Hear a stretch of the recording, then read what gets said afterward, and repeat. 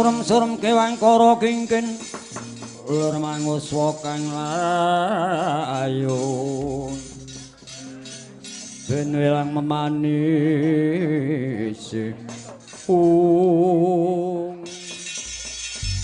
wah iki wangune kakek Narada padha becik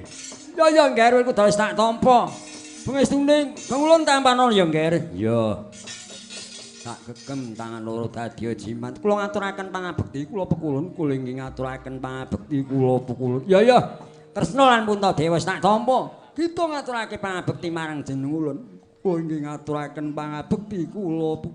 pekulun sarapaduka wonten ing negaring Pringgon menika ya ngger arimbus tak tampa banget manari kula ngaturake bekti marang jenengulun dina iki aja padha susatimu ya ngger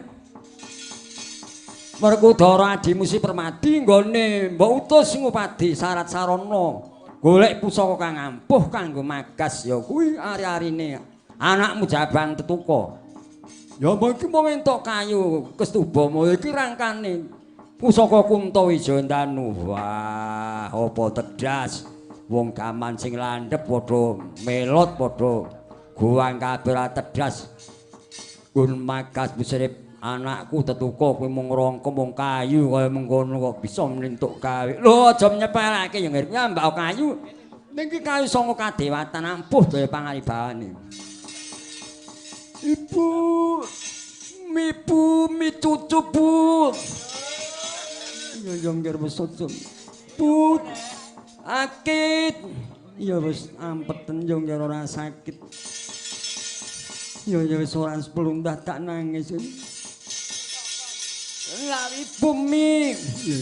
lah tala bocah iki kaya putuku awal nang ditemung juk mik ae nek sumelek ngono mantu cucu murni mongko buke tugas kantoran ya piye meneh cucu ya put ya wis nek jak nyang pasar sampe ngentek-entekke dolanan bocah melanati Mbah Uti Kocong nyoepen. Wah, bocah ya pinter ya ngerti. Wis ngger saiki tamakno. Ya kuwi ari-arine Jabang Tetuka enggak pagasen Kang Mapana Pusel Utosos kuwi enggak pagasen karo kayu Kestubama mbok mlantuk gawe inggih mboten langkung staken dawuh. Ya bala pandhamya kumulunging tata. Tata kura kambahku.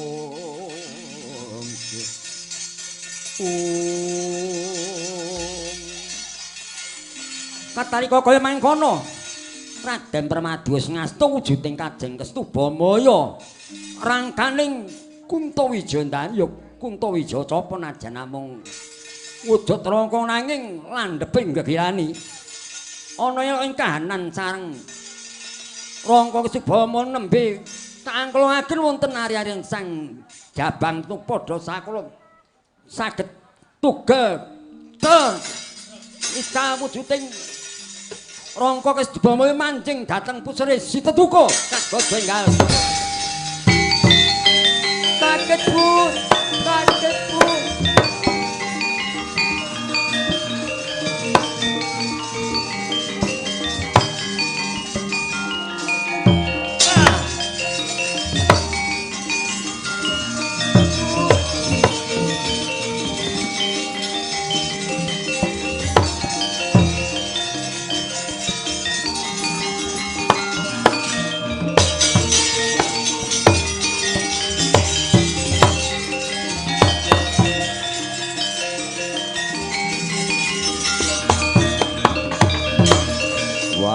piye iki mau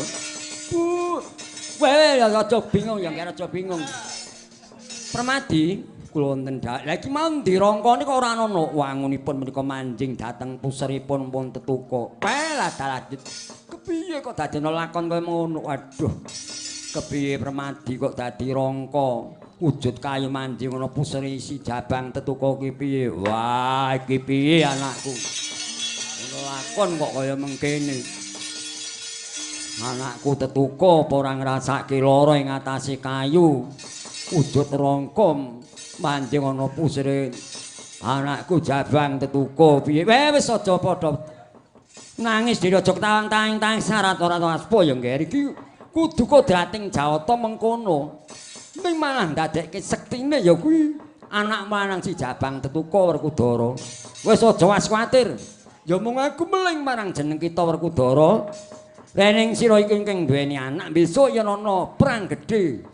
sinebut perang Bratayuda nek nganti anakmu Tetuko mungsuh marang si Suryatmajaya Suryaputra kudu sing ati-ati nggone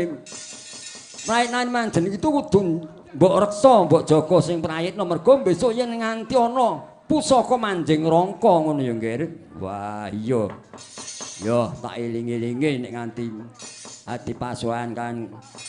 Suryaputra nek nganti ana pusaka manjing rangka malah mbebayani mbilayani ya wis aja wasmang dina iki dawuh Adi Guru anakmu Jabang Tetuko bakal sinaraya dadi jagoning dewa kinen nirnakake Nalendra nggih si Prabu Kala Pracalan pati sekipu wah iki atase bayi cek lembut cek abang dadekke jagoning dewa kon mateni ratu ning buta apa bisa wis aja wasmelang wis yen ana apa-apa wis aja seneng besok putra malah dadi bocah kang sekti mandraguna kang gegirisi ya sak karepmu sing baku kudu praitna ngomong ae di anak ya dina iki tak boyang kayangan Sulaya nggih